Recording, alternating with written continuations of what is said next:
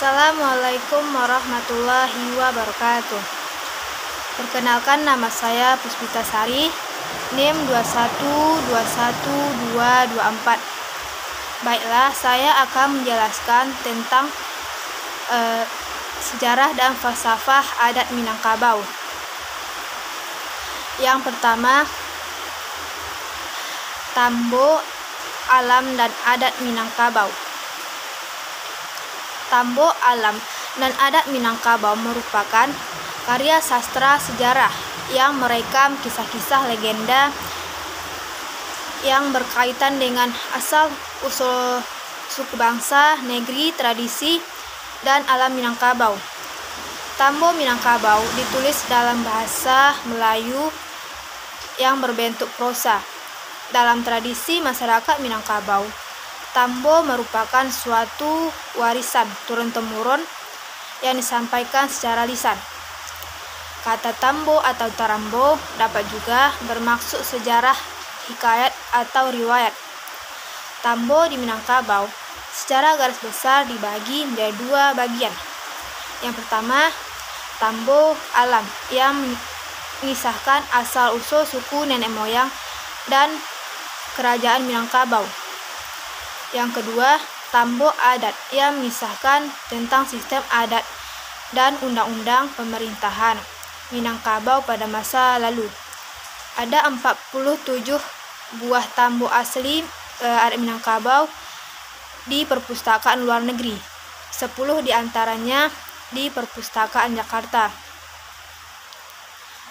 Perpustakaan Jakarta satu sama lain merupakan karya sastra saduran tanpa diketahui nama asli pengarangnya. Tambo adat Minangkabau terdapat 4 bagian. Yang pertama, adat nan sabana adai. Yang kedua, adat istiadai. Yang ketiga, adat nan diadaikan. Yang keempat, adat nan taradai. B. Wilayah geografis. Etimologis berasal dari dua kata, yang Minangkabau dan Kabau. Dikaitkan suatu legenda yang dikenal di dalam Tambo. Dari Tambo tersebut, konon pada suatu masa ada satu kerajaan asing yang biasa ditafsirkan sebagai Majapahit yang datang dari laut dan akan melakukan pelaklukan. Yang B. Asal-usul masyarakat Minang merupakan bagian dari masyarakat Deutero Melayu yang melakukan migrasi dari daratan Cina selatan ke Pulau Sumatera sekitar dari 2000 sampai 2500 tahun yang lalu. Yang C. Agama masyarakat Minang saat ini merupakan pemeluk agama Islam. Jika masyarakatnya keluar dari agama Islam atau murtad secara langsung, yang bersangkutan juga dianggap keluar dari masyarakat Minang. Yang D.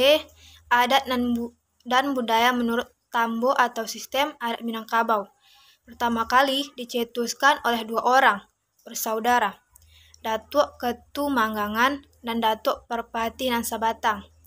Yang C. Filsafat alam dan adat Minangkabau.